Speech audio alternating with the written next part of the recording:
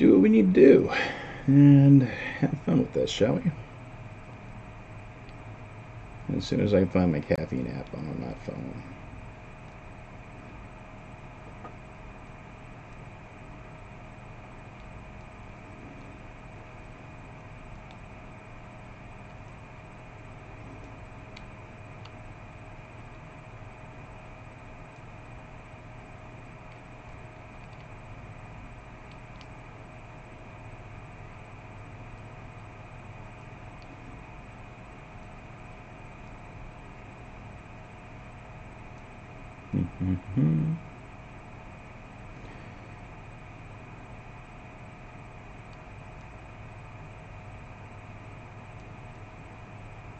There we go.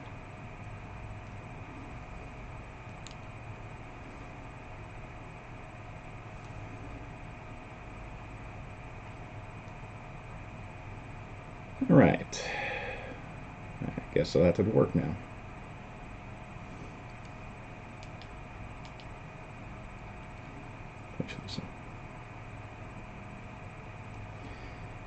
Just make sure this actually works.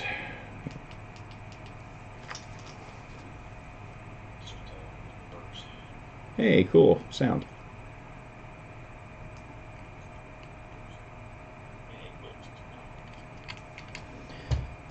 It's not great, but I reckon it works. So let's just go ahead and, yeah. Let's see if I can go live, shall we?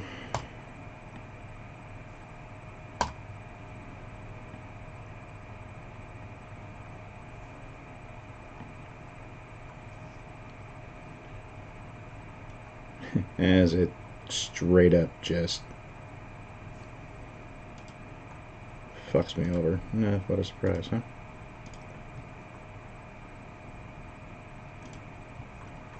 Screw it.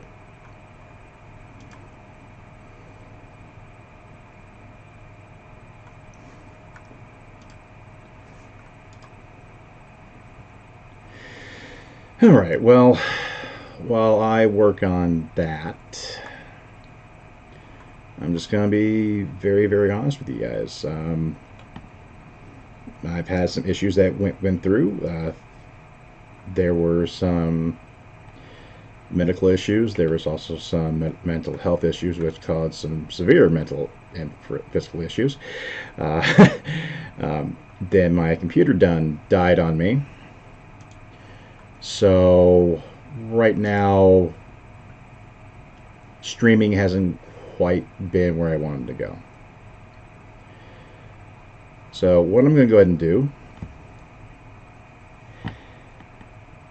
is I'm just going to go ahead and I'm just going to be very honest. I'm killing the GVAF radio streams and the GVAF radio YouTube. Why am I doing this? Very simple. There really isn't any reason for me to keep it up. Because I originally started this stream off for a podcast that I was doing, and now that podcast is out into the wind. So there's no real reason for me to do it. And please forgive the mess behind me. I'm in between doing some laundry, and I was reminded that if you're not being creative, you need to be creative. And so, since I had time to kill between loads of laundry, I decided to be creative and come on here and say a few things. Now, the good thing is that if anyone is not watching the streams, I am going to be uploading this to YouTube later. I am recording this. As you can see with the very, very bad quality, I really can't do much video, which is unfortunate considering that I was really enjoying it. Although, as with an experiment that I did the other day, if anyone who follows me on Tumblr who may have watched it, like maybe like 2 or 3 of you people, maybe, I was able to do some decent quality audio, which I always feel better doing anyways. The streaming was just something that was suggested that I would be better off doing. but I'm not a big fan of that anymore. So what I'm going to do is I'm simply, very simply, I'm just going to start recording things. I'm going to start doing audio. It will be presented in a video format only because for some reason, if you want to post audio of anything, it's costs you an arm and a leg, which is the reason why I hate to say this, but it's why I had to stop the podcast. Not because I wanted to, but because I had to. I couldn't afford the server anymore. And doing 1 to 3 hour shows takes a lot. Um, and there's a lot of people who,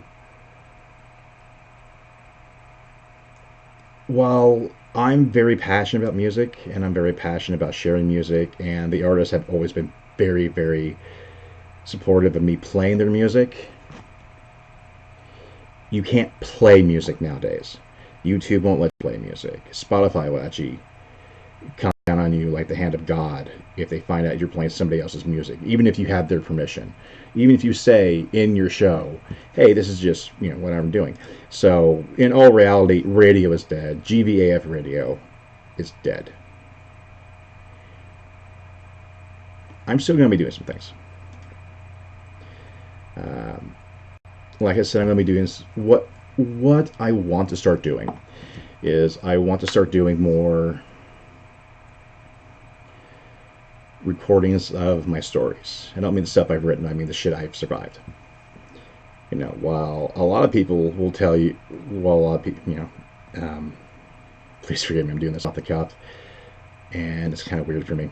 Even though I know, like, no one's going to watch this, it's still, it's hard for me to say that because I started so much. And since caffeine won't let you change out your username, and Twitch is basically just a whore as it is right now, it won't let unless you already have a following, you're pretty much screwed. Just sending that link out there. Maybe somebody in Facebook will watch. Who knows? We'll give it a few moments. I'll just start yakking.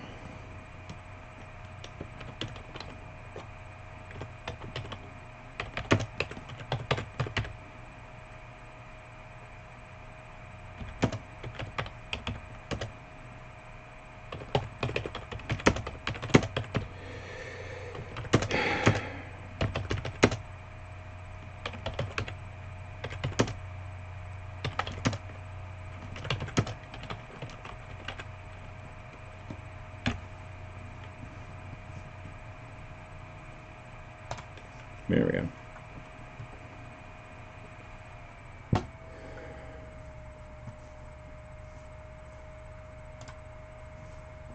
And now everything's gone blank. Awesome. Cool. Well, as we can see, nothing's changed. But yes, this is one of the things I want to do. This is something that, because of the limitations I have with my equipment, I'm running on an HP laptop, which is a piece of shit, to be completely honest with you. I think after I get my desktop, I'm going to turn this into a project and a Frankenstein machine and maybe see if I can make something better out of it. But for right now, it's mostly just a social media. It's an glorified Chromebook. In fact, I think Chromebooks are more functional than this thing is. As you can see by it says I'm getting 30 frames a second, and I know I'm not getting 30 frames a second. I'm dropping them constantly, just looking at this. So, who knows? Maybe it's just because the stream is, but maybe the recording will come out better when I go over it later on. Don't know. This is the first real recording I've done with this laptop as far as video goes. I've done some audio stuff over Discord with Pigstand. And also, I'd like to say, if anyone's out there listening and you guys are part of the Pigstand, I really miss you guys. Emerald's been keeping tabs on me, and I know I've been bad about not logging into Discord, but I'm really appreciative of everyone who's checked in on me. You know, because it's been rough. It hasn't just been my computer going kaboof. It's been my job going bam. It's been my health taking one hit after another. It's been my mental health taking a hit after another. It's been my relationships taking one hit after another. You know, friends have been kind of disappearing. Family issues. You know, so it's nice that when people come and say hi, or you know, want to make sure that I'm okay. Because there was a time where to be completely honest with you, I did spend some time in we actually have a mental health ER. And I checked myself into one because I was going to kill myself. The week before, I was not doing well. I was becoming very agitated. I was becoming very, very aggressive. And it was a couple days before payday. I'd already shopped around. I found out that I could find a cheap 9mm for less than 200, and you know, a box of rounds would cost me around 20. That'd be more than enough. And I'd take that money, go get it, you know, go get a last meal, maybe a drink, and off myself. That was my plan. I woke up the day before I was going to do this, shaking, realizing that something is terribly wrong with me. And I went in and checked myself in. It was terrifying. I have a really big fear of being committed. You know, people talk about, you know, the old fear of commitment. I'm like, no, motherfucker. I'm afraid of the straitjacket. Okay, you know, that's my fear. You know, my biggest fear is that they're going to take away my music, my writing, you know, all my creative outlets. You know, and why do I know they'll do that? Because every time I've been into a hospital for a mental health issue, they've taken everything that could possibly be used as a weapon away from me and give me goddamn crayons. So that's just the way this shit works, people. Better for worse. That's just how it is. So yeah. So I went there. Actually talked to two doctors. One which was a medical doctor about a couple of my conditions and the medications that I was on. They actually listened to me and goes, oh, well, let's try this. It might work better for you. Okay. And then I talked to the psychiatrist, the actual psych doctor, you know. And we were talking about what I had, what was going on, how things work. And he goes, oh, okay. Sounds like the medication they had you on wasn't for you, and they may have also misdiagnosed you because it's an umbrella term. So let's try you on this medication. This usually works for bipolar, and you seem to have a lot of those keynotes on bipolar 2. And I was like, wow, okay, well, that makes sense. It runs in the goddamn family. No one else would figure it out.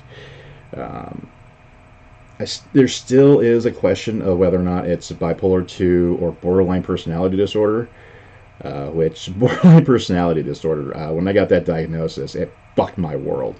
I'm like, okay, cool. I am the monster everyone said I was, so I'm just going to go over here. So, it really impacted on me that suicide was a good thing, because then, okay, well, I will no longer be this horrible creature that fucks people over in the world, and I'll just alleviate that. So getting that diagnosis hurt more than it helped. And I know that's wrong. And I know that because there are many people I know who are borderline personality disorder. There may be some people here who are watching this video who are borderline personality disorder. And the only thing I can really say about that is don't listen to your goddamn mind. You're not a monster. You're not this horrific being that people try to make you out to be. You know, people aren't born with this. This is something that happens through trauma. This is something that this happens to you because you survived. So the only thing I gotta say is please get help. You know, don't do what I did. You know, don't take this diagnosis and run helter skelter into oblivion. Don't do that. Okay, that's probably the worst thing you could do. I mean, I know it was the worst thing I could done. Luckily for me, I also have uh, an annoyingly strong survival instinct. So I took advantage of that and went to the doctor. For the last couple of months, I've been on lithium, relatively high doses of lithium, and I'm feeling good. You know, I mean, it's not a miracle drug. It's not like a euphoric. I'm great. You know, I'm not like high or anything. Trust me, that's what the cannabis is for. But I'm just kind of here at all times, and I'm not I'm not as aggressive. I don't take things as personal as I used to. I don't think that everyone's against me. I have my moments. Don't get me wrong. I do have those moments, but that's also what therapy's for. And that's something that I'm very I will tell you right now. I don't care who you are. I don't care what you think your problem is. I don't care how fucked up you think you are.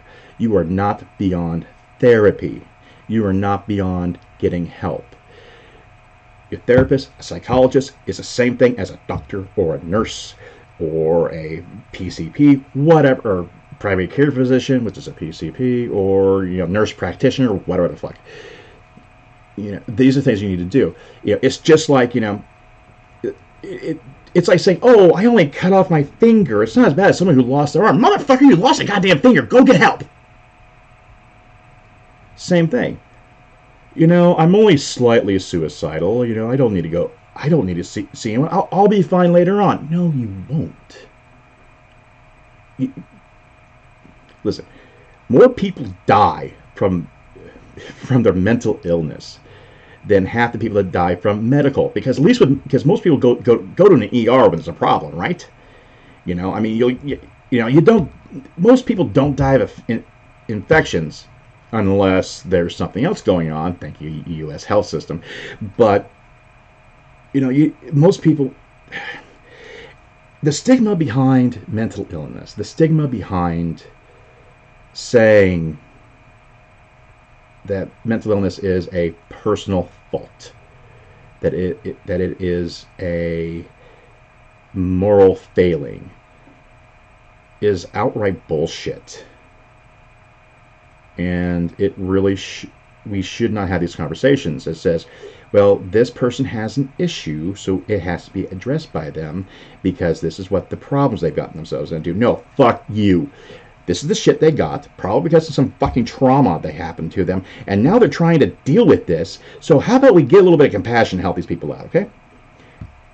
On that subject,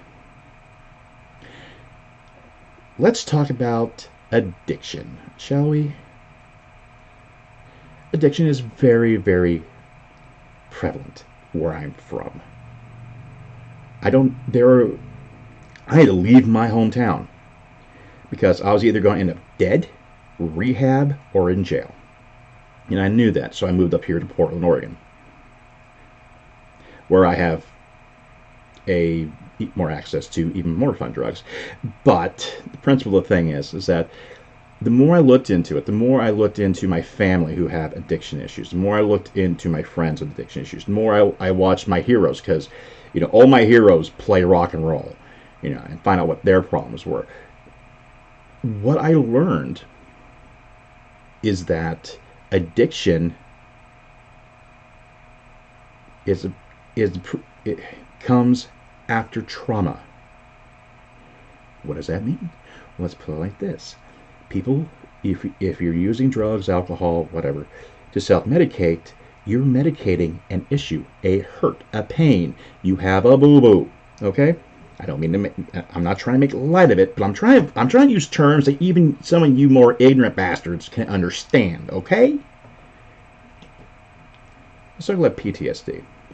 Since we're talking about addiction, a lot of times it goes hand in hand. And while I know someone's out there going, well, you're talking about the subject. Motherfucker, there is a war that happens all over this country. That happens in every city. The weapons are not guns. The weapons are manipulation, sexual assaults, and abuse. And most of your soldiers in this war are children.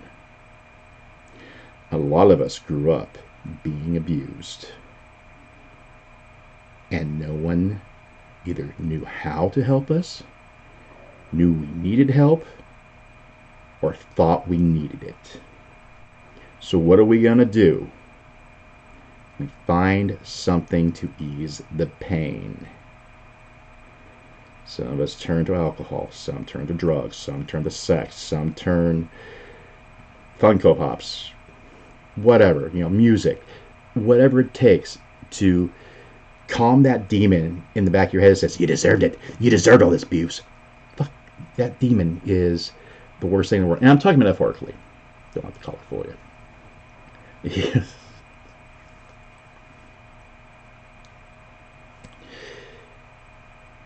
But a lot of us are self-medicate because we hurt. We're constantly hurting. And the drugs, the alcohol, the sex makes us feel better for a short time. And Guns N' Roses. I used to do a little, but a little wouldn't do, so a little got more and more. I mean, that's really what it is. And so a lot of us, they say, it's a cry for help. Motherfucker, we were crying for help before this shit happened. Either you didn't listen to us or you didn't want to listen to us. So here we are. We're the scum of the earth. We're still here. And god damn it, we're trying to live. Luckily, some of us can get help. Either through NA or AA or other rehab facilities, or even, some people find religion. Some people find, Duff McKagan found Muay Thai. Speaking of GNR, and some of us don't get that lucky. Some of us die. Overdose, HIV, various other things. Sometimes we put a gun in our mouth. That's self-medication. And the problem with that is that everyone, for some stupid goddamn reason, thinks that it's a moral failing with somebody. It's like, oh, they're weak. They got hooked on drugs. Look how horrible their life is. Look what type of weak person they are, drinking all that whiskey. And it's like, motherfucker. Come down here. Do you know what it's like to have your parent beat the fuck out of you? Do you know what it's like to have someone you trusted tear your clothing off and say, you say a word about this and I will kill your mother? Oh, or how about your mother or father coming home one day, looking at you and just hitting you as hard as they can because they had a bad day and you were there and you said something. Have you been there, motherfucker? Maybe you're the one doing it. I don't know. Either way, anytime I hear someone take a look at anyone with an addiction problem and just poo-poo them off as going, oh, well, I guess they're just not that good of a person. Wow. You need to get the fuck away from me. I try not to be an angry person. I really try. I fail daily. And those are the people who make me angry. And there's a bit of hypocrisy in that, too, with me. It's like tweakers. I can't stand tweakers. But I have to make myself realize there's something going on there.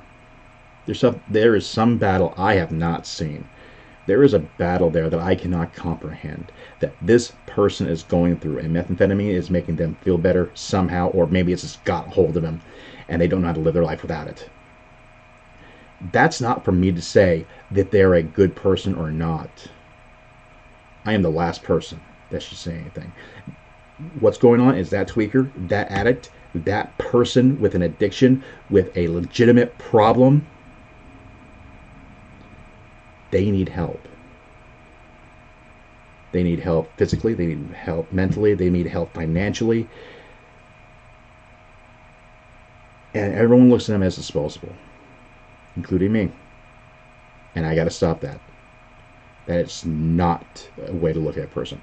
No human being is goddamn disposable, okay? I don't care who they are, what they are. I don't care what their religion is, what they have done. They're not disposable. The time they become disposable is when they decide that other people are a stepping stone, or they themselves make others disposable. Once you start killing people because they're not worth it, say like in the upper echelons of government, like letting an oil tanker be hit to start a war, I've already lived through one of those. I don't want to live through another goddamn 9/11, okay? But neither here nor there. I don't want to get into that. I've already gotten to enough here. What I want to say to everyone is very simple. Compassion is above everything else. It doesn't matter what your religion are, your religion, your nationality, your allegiance, your financial situation, your class, whether you're a senator or a janitor, it doesn't goddamn matter. You're a human being, and you should be treated as such. Until you start throwing away other people's lives. In which case, you're fair game.